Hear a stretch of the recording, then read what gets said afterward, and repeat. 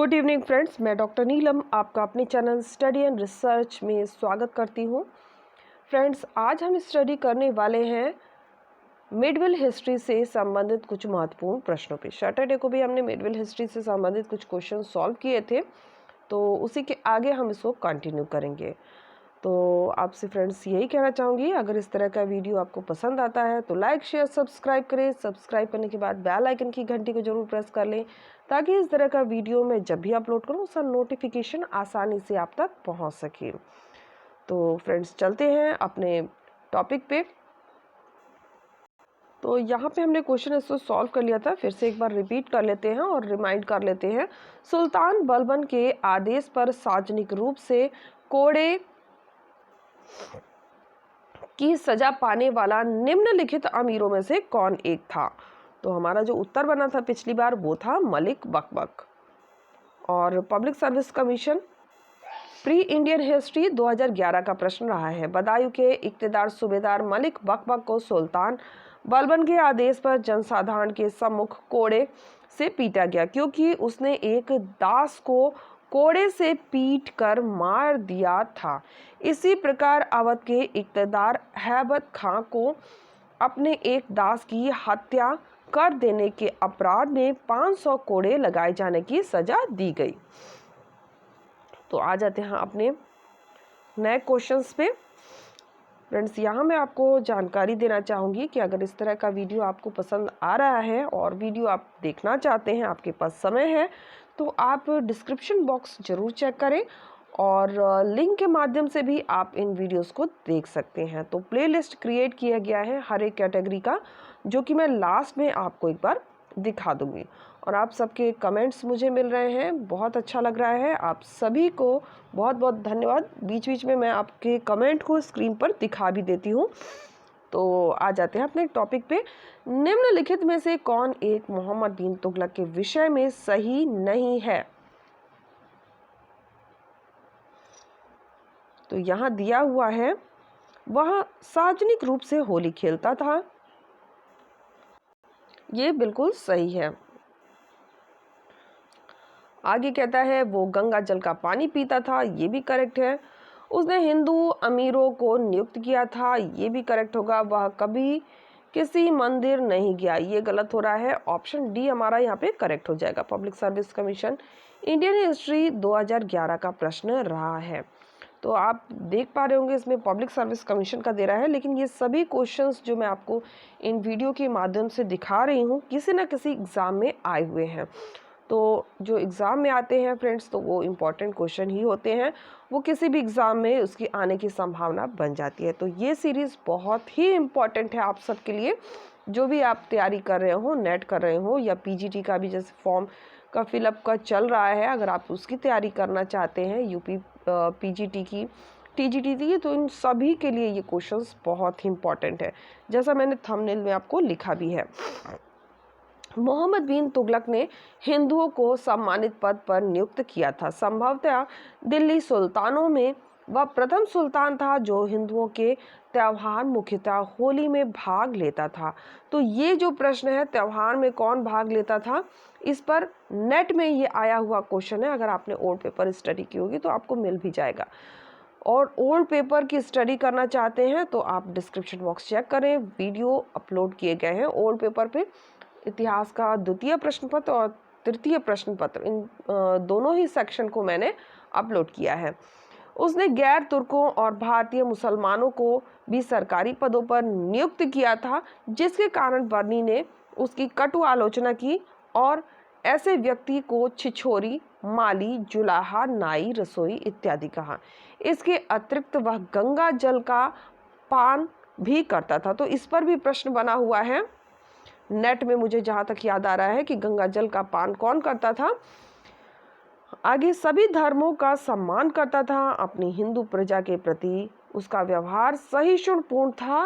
नगर coat पर आक्रमण के अवसर पर उसने ज्वाला देवी के मंदिर को नष्ट नहीं किया था। तो कौन से मंदिर को नष्ट नहीं किया था? तो ज्वाला देवी के मंदिर को नष्ट नहीं किया था। तो फ्रेंड्स, यहाँ पे आप देख रहे होंगे कि हम क्वेश्चन तो 20 सॉल्व करते हैं, लेकिन क्वेश्चन के अंदर जब हम व्याख्या करते हैं तो हम बहुत सारे क्वेश्चन उसके साथ कवर कर लेते हैं और बहुत ही कम समय में हम कवर करते हैं। मुश्किल से 20 से 30 मिनट के अंदर हम इतने सारे क्वेश्चंस को कवर कर ले रहे हैं। तो यहाँ समय की भी हमारी बचत हो जा रही है। तो चलिए आ जाते हैं नेक्स्ट क्वेश्चन पे। नीचे 2 वक्तव्य दिए गए हैं, कथन और कारण वाले दिए गए हैं क्वेश्चन, और इसे हमें सॉल्व करना है। तो कथन कहता है बहलोल लोधी का राजत्व सिद्धांत बंधुत्व पर आधारित था। तो लाइव रहते तो मैं आपसे पूछ भी लेती, परंतु अभी हम ऑफलाइन ही करते हैं क्योंकि टाइम मेरे को सेट नहीं हो पा रहा है, नहीं तो जल्द ही हम लाइव भी करेंगे। आप गैस करें। ये बिल्कुल सही है, तो इसको हम करेक्ट कर लेते हैं। वह तुर्की सुल्तानों का अनुसरण करता था। ये गलत हो रहा है, तो जो हमारा उत्तर बन जाएगा वो हो जाएगा ए सही है लेकिन आर गलत है। तो यहाँ हमारा जो उत्तर बन रहा है वो हो जाएगा ऑप्शन सी, ए सही है लेकिन आर गलत है। Public service commission Indian history exam 2011 का ये प्रश्न रहा है। इसकी व्याख्या एक बार देख लेते हैं। अफगानों का राजत्व सिद्धांत तुर्कों के राजत्व सिद्धांत से भिन्न था। तुर्की सुल्तान निरंकुश और स्वेच्छाचारी होने का दावा करते थे। अफगानों का राजत्व सिद्धांत सरदारों की समानता पर आधारित था और ऐसी स्थिति में उनकी शासन व्यवस्था राजतंत्रीय ना होकर कुलतंत्रीय थी और भारत में उस समय तक मान्य हिंदू और तुर्की व्यवस्था के प्रतिकूल थी। के ए निजामी लिखता है बहलोल का शासन बिरादरी पर आधारित था और उसी आधार पर चलाया जाता था। निम्नलिखित में से किसी सुल्तान ने सल्तनत काल की राजधानी दिल्ली से आगरा स्थानांतरित की थी? किस सुल्तान ने सल्तनत की राजधानी दिल्ली से आगरा स्थानांतरित की थी?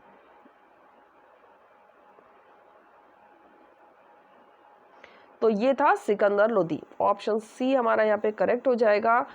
GIC प्रवक्ता परीक्षा 2018 का प्रश्न रहा है।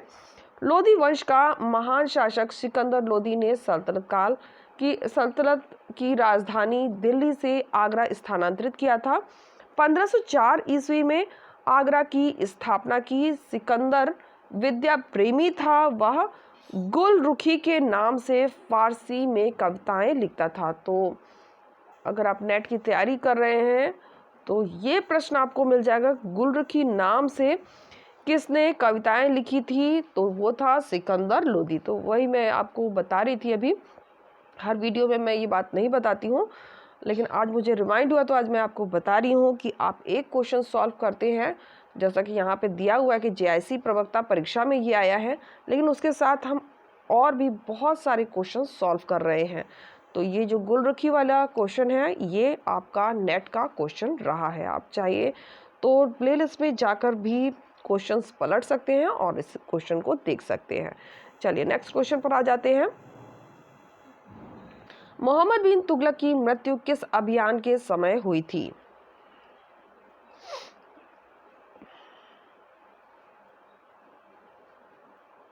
तो ये अभियान था थट्टा। ऑप्शन बी हमारा यहाँ पे करेक्ट हो जाएगा। GIC प्रवक्ता परीक्षा 2018 का प्रश्न रहा है। मोहम्मद बिन तुगलक के समय गुजरात में विद्रोह को आसानी से खत्म कर दिया गया, लेकिन तागी भागकर सिंध चला गया। सुल्तान तागी को खत्म करने के लिए सिंध की ओर चल पड़ा। मार्ग में ही सुल्तान बीमार पड़ गया और थट्टा के निकट 20 मार्च 1351 को उसकी मृत्यु हो गई। फ्रेंड्स, यहाँ मैं थोड़ा सा आपसे जानकारी लेना चाहूँगी कि क्या आप सभी UP टैट C-टैट की भी तैयारी कर रहे हैं? कुछ जो सब्सक्राइबर हैं कितने लोग हैं? अगर आप सब उसकी तैयारी कर रहे हैं तो आप मुझे कमेंट बॉक्स में कमेंट करके ज़रूर बताइए, क्योंकि मैं उससे रिलेटेड भी वीडियो सीरीज़ निकालने वाली हूँ।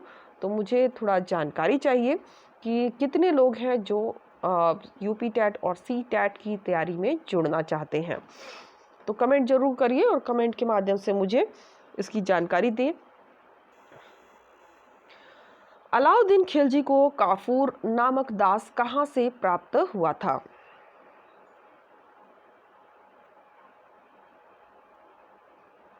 काफूर नामक दास, मलिक काफूर।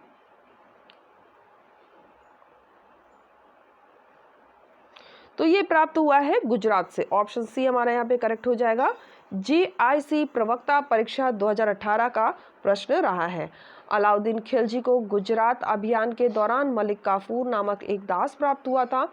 अलाउद्दीन के दक्षिण विषय में मलिक काफूर का बहुत बड़ा योगदान था। 1307 ईस्वी में मलिक काफूर ने देवगिरी के शासक रामचंद्र देव को पराजित किया था।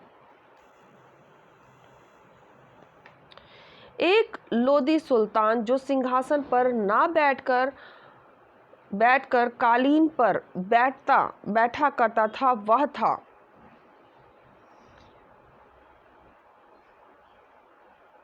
तो वो कौन था जो कालीन पर बैठता था? वह था बहलोल लोदी। ऑप्शन ए हमारे यहाँ पे करेक्ट हो जाएगा। GIC प्रवक्ता परीक्षा 2018 का प्रश्न रहा है। बहलोल लोदी वंश का संस्थापक था। वह 1451 में राजगद्दी पर बैठा। तारीख दाऊदी के लेखक अब्दुल्ला के अनुसार वह कभी भी सिंहासन पर नहीं बैठा और अपने सरदारों के साथ एक दरी पर बैठकर शासन किया। बहलोल लोदी नामक सिक्का भी चलाया था। तो लोदी ने कौन सा सिक्का चलाया था, इस पर भी प्रश्न नेट में बना हुआ है।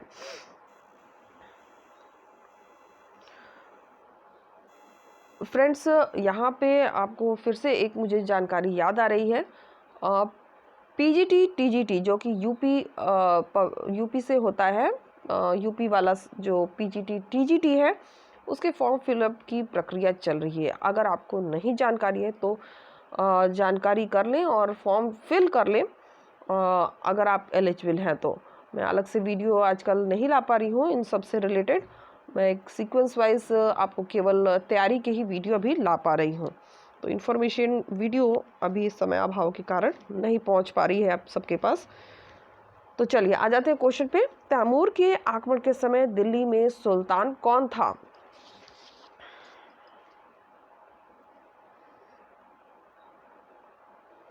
तो दिल्ली में जो सुल्तान था वो था नसीरुद्दीन। यहाँ ऑप्शन नहीं दिख रहा है। नसीरुद्दीन महमूद तुगलक। GIC प्रवक्ता परीक्षा 2018 का प्रश्न रहा है। मध्य एशिया का महान मंगोल सेना नायक तैमूर ने 1398 में भारत पर आक्रमण किया। उस समय तुगलक वंश के नसीरुद्दीन महमूद का शासन था। तैमूर का आक्रमण तुगलक वंश एवं दिल्ली दोनों के लिए मरणांत आघात सिद्ध हुआ। तैमूर ने समस्त दिल्ली को खूब लूटा। दिल्ली का पहला सुल्तान कौन था जिसने गाजी शब्द को अपने नाम के साथ जोड़ा?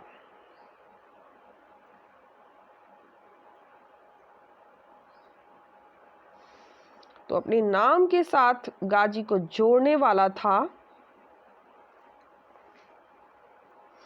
गयासुद्दीन तुगलक। ऑप्शन सी हमारा यहाँ पे करेक्ट हो जाएगा। GIC प्रवक्ता परीक्षा 2018 का प्रश्न रहा है। तुगलक वंश का संस्थापक गयासुद्दीन तुगलक था, जिसने गाजी मलिक नामक उपाधि से 1320 ईस्वी में राजगद्दी पर बैठा। गयासुद्दीन तुगलक दिल्ली सल्तनत में सर्वप्रथम कृषि के लिए नहरों का निर्माण करवाया था। निम्नलिखित में से कौन दिल्ली सल्तनत का अंतिम वंश था?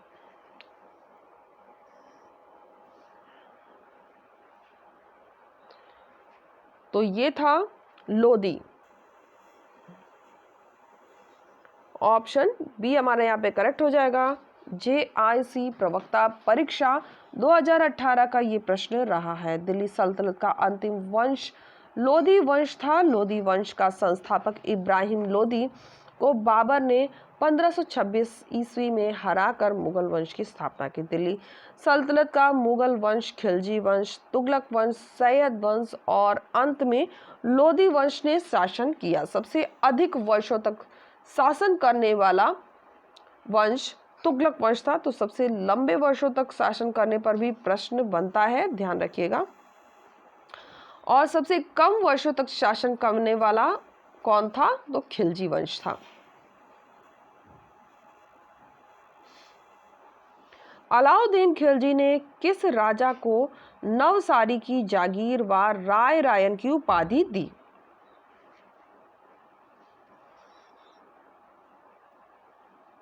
तो देवगिरी के रामचंद्र देव हो जाएंगे।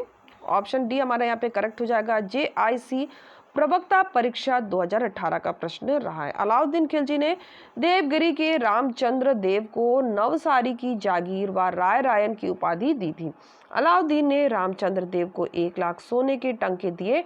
मुसलमानों का दक्षिण भारत पर प्रथम आक्रमण जलालुद्दीन के समय देवगिरी के शासक रामचंद्र पर हुआ। सल्तनत काल का सबसे प्रभावशाली वर्ग कौन सा था?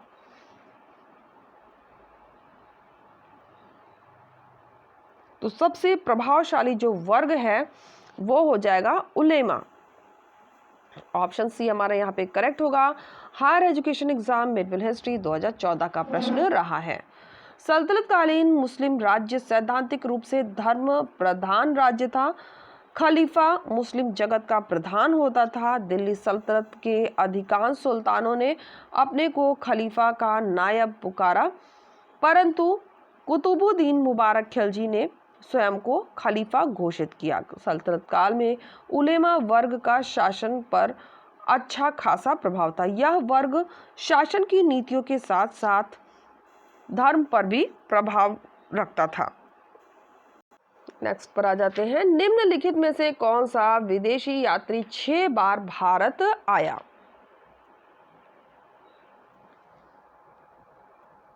तो वो था Jean Baptiste Tavernier. Option A हमारा करेक्ट होगा। Rajasthan public service commission college lecturer 2016 का ये प्रश्न रहा है। फ्रांसीसी यात्री जीन बैप्टिस्ट टैवर्नियर ने 1638 से 1663 के बीच 6 बार भारत की यात्रा की थी। यह पेशे से जौहरी तथा मुगल शासक शाहजहां के काल में भारत आया था। इसके द्वारा लिखी गई पुस्तक टैवर्नियर इन इंडिया है, जिसमें औरंगजेब एवं शाहजहां के शासनकाल का विस्तार पूर्वक वर्णन किया गया है। मकबरे के स्थापत्य कला में 4 बाग व्यवस्था का भारत में सर्वप्रथम किसके मकबरे में प्रयोग मिलता है?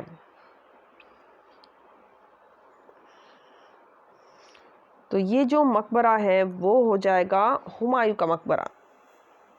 Rajasthan public service commission college lecturer 2016 का प्रश्न रहा है। 4 बाग पद्धति का प्रयोग पहली बार हुमायूं के मकबरे में किया गया। इस मकबरे का निर्माण 1565 में हुमायूं की विधवा हाजी बेगम के दिल्ली में करवाया था।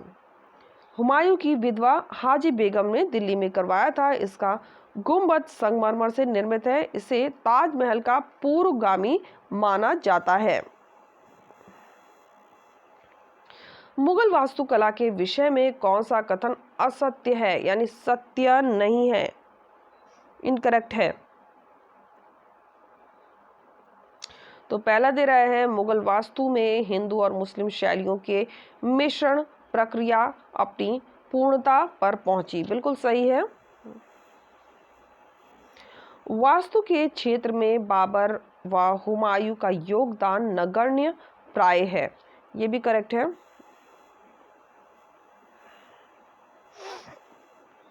शेर शाह द्वारा निर्मित भवन दिल्ली के सुल्तानों के समय में विकसित हुआ और शैली और परिवर्तित मुगल शैलियों के मध्य की कड़ी है, ये भी करेक्ट होगा। हुमायूं के मकबरे को हिंदू मुस्लिम स्थापत्य का आदर्श नहीं माना जाता, ये गलत हो रहा है और यही हमारा उत्तर बनेगा। Rajasthan public service commission college lecturer 2016 का ये प्रश्न रहा है।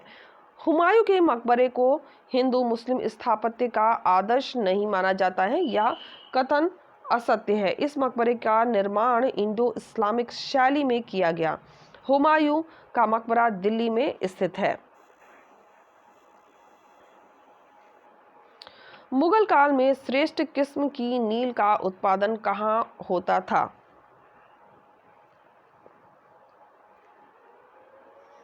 तो ये उत्पादन क्षेत्र था बयाना, सरखेज, सेहान।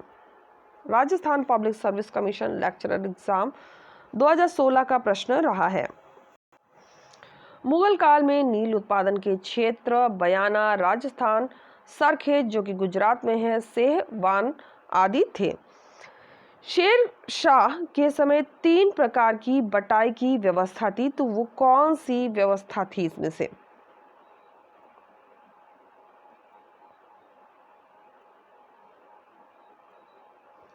तो ये था खेत बटाई, लंक बटाई और रास बटाई। Rajasthan public service commission college lecture exam 2016 का प्रश्न रहा है। शेर शाह सूरी ने भारत में द्वितीय अफगान राज्य की स्थापना की। शेर शाह की भू राजस्व व्यवस्था मुख्यतः रैयतवाड़ी थी। शेर शाह ने उत्पादन के आधार पर भूमि को 3 श्रेणियों में विभाजित किया था, एक तो अच्छी, फिर मध्यम और तीसरी खराब। शेर शाह के समय 3 प्रकार की बटाई की व्यवस्था प्रचलित थी, एक खेत बटाई, लंक बटाई, रास बटाई।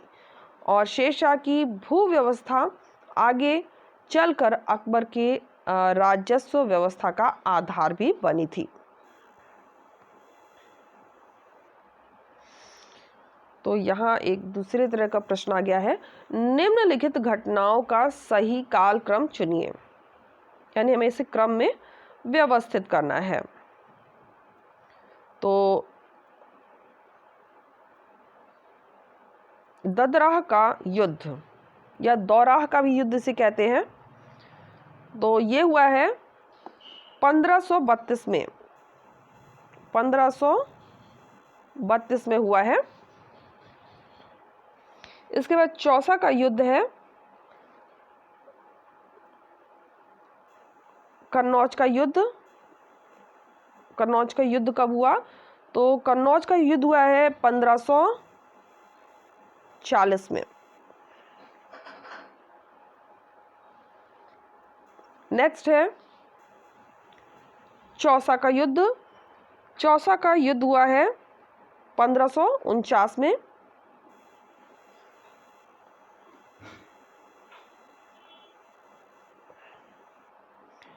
इसके बाद आ जाता है शेर शाह का मालवा विजय। ये विजय हुई है 1542 में।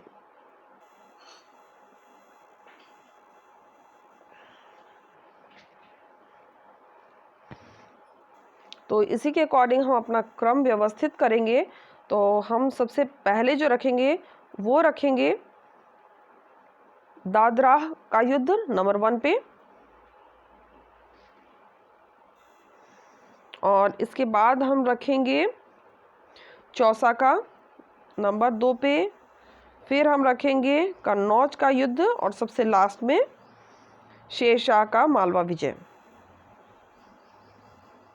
तो इसमें हमारा जो उत्तर होगा वो हो जाएगा 1, 3। ऑप्शन बी हमारा यहाँ पे करेक्ट हो रहा है। और public service commission college lecturer 2016 का प्रश्न है, एक बार यहाँ पे चेक कर लेते हैं। दादरा का युद्ध या दौराह का युद्ध जो कि 1532 में हुआ, चौसा का युद्ध 1539 में हुआ, कन्नौज का युद्ध 1540 में, शेर शाह की मालवा विजय 1542 में। शेर शाह के संदर्भ में निम्नलिखित में से कौन कथन सही है? तो यहाँ पे कथन दिए गए हैं और हमें करेक्ट वाला चूज करना है। सबसे पहले दे रहा है उसके किसी भी सिक्के पर टकशाला का नाम अंकित नहीं है। ये तो बिल्कुल गलत है, ये हमारा उत्तर हो ही नहीं सकता है। शेर शाह के सिक्के पर बादशाह का नाम अंकित नहीं है, ये भी गलत हो रहा है। शेर शाह ने 165, 175, 185 ग्रेन के सिक्के जारी किए थे, ये भी गलत हो रहा है, सो रॉन्ग कर लेते हैं। और लास्ट दे रहा है, शेर शाह के कुछ सिक्के पर पहले 4 खलीफाओं के नाम अंकित हैं, और यही हमारा उत्तर बन जाएगा। बिल्कुल सही कह रहे हैं बात। और ये भी Rajasthan public service commission lecturer exam 2016 का प्रश्न रहा है।